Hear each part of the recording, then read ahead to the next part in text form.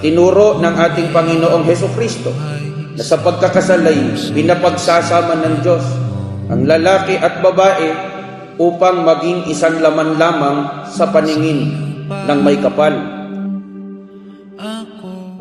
To my dearest John, tandang-tanda ko pa nung panahong ipinagpapanata ko sa Ama na kung ikaw na ang taong ibibigay niya para sa ay bigyan kanya ng bukas na puso at isipan para maunawaan ang aral at kautusan. Salamat sa umaapaw na pagmamahal at pag-intindi sa akin sa mga araw na kailangan ko na makakasama at kakwentuhan. Palagi kang nandyan para makinig at sa matyaga mong pagsundo sa akin araw-araw, umulan man o umaraw. Simula sa araw na ito, bebe, hindi ka na mag-isa uuwi pagkahatid mo sa akin sa bahay dahil ikaw na ang aking tahanan. Ipinangangako ko ngayon sa harap ng ating Ama na mas lalo kitang aalagaan at mamahalin. Hindi mo mararamdamang mag-isa ka dahil nandito na ako para samahan ka. Susuportahan kita sa lahat ng pangarap mo sa buhay. Ikaw lang ang pipiliin ko sa araw-araw. Salamat sa Ama, natagpuan kita. Ang aking kawikaan, 1914. Advance Happy 8th Anniversary, bebe. Mahal na mahal kita. Love, Jaja. Ebe, sa harap ng ating pamilya at mga kaibigan, here to stand, ready to finally promise my life to you.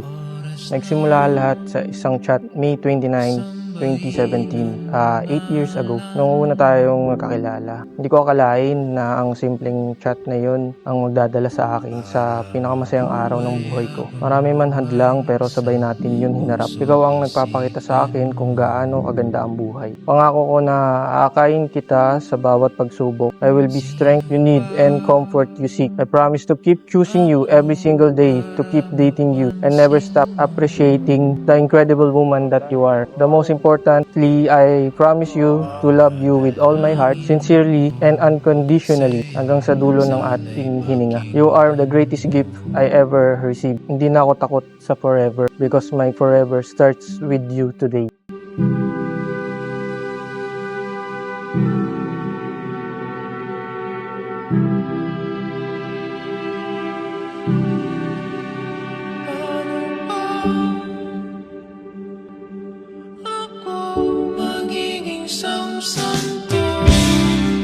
Ako, sa pamamagitan ng aking karapatan bilang ministro ng Ebanghelyo, ay aking ipinahahayag na kayo ay tunay ng mag-asawa ayon sa mga utos ng Diyos at ng mga batas ng ating bansa.